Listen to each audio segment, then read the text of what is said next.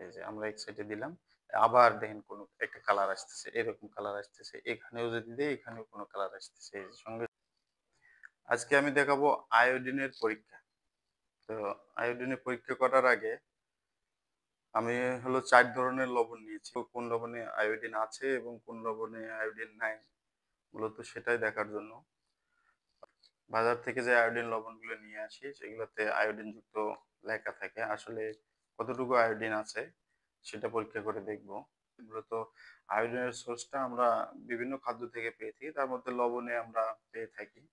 লবণ থেকে পেয়ে থাকি। তা আসলে আমরা বাজার থেকে যে লবণগুলো নিয়ে আসি আসলে কতটুকু আয়োডিন যুক্ত সেটাই মূলত আজকে দেখাবো। আর এটা পরীক্ষা করা খুবই একটা সহজ। আমরা বাড়িতে ঘরোয়া উপায়ে পরীক্ষা করব।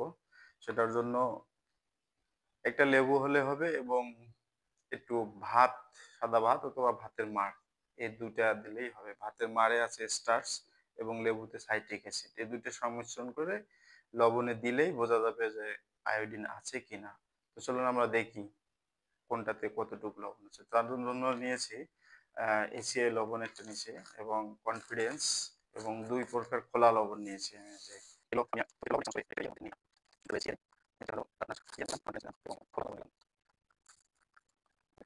আমার আগে থেকে এখানে লেবুর রস নেওয়া আছে এবং ভাতের মাড় যে দেয়া আছে। তো ভাতের মাড়টা এখানে লেবুর রসের সঙ্গে মিশিয়ে নিই।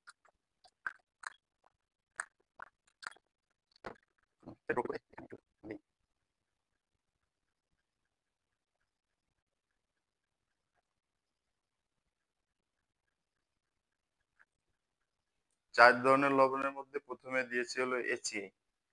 এচিএ দেওয়ার পরে এটা নীল আকার ধারণ করছে। তার মানে এটাতে আয়োডিন আছে।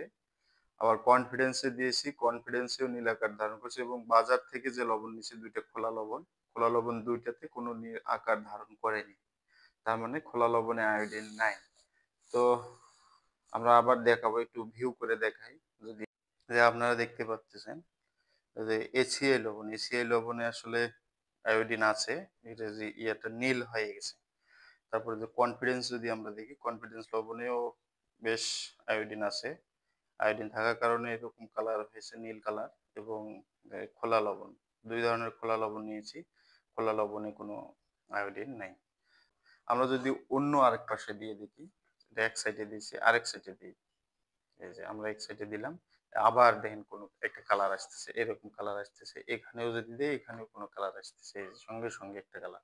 কিন্তু খোলা লবণে কোনো কালার আসতেছে না। হুম। তো আমরা অবশ্যই বাজার থেকে লবণ নিয়ে এসে ছোট্ট একটা পরীক্ষা করেই লবণটা খাওয়া উচিত। কারণ হলো আয়োডিনের প্রয়োজন আছে আমাদের। আয়োডিনের কারণে অনেক রোগ হয়ে থাকে। বিশেষ করে শিশুদের স্বাভাবিক বিকাশটা নষ্ট হয়ে যায়। গর্ভবতী মায়েদের ফিটাসটা ডেভেলপমেন্ট করে না এবং বড়দের চুল পড়ায় এবং সবচেয়ে বড় রোগ যেটা হলো গলগন্ড রোগ হয়ে থাকে। গলগন্ড রোগ এটা আমাদের থাইরয়েড গ্রন্থি যে আছে, থাইরয়েড গ্রন্থিটা ফুলে যায়। ফুলে যাওয়ার কারণে গলগন্ড রোগ হয়। তো অবশ্যই আমরা বাজার থেকে লবণ নিয়ে আসলে একটা লেবু এবং একটু সামান্য ভাতের মাড় দিয়ে পরীক্ষা করে নিতে পারি।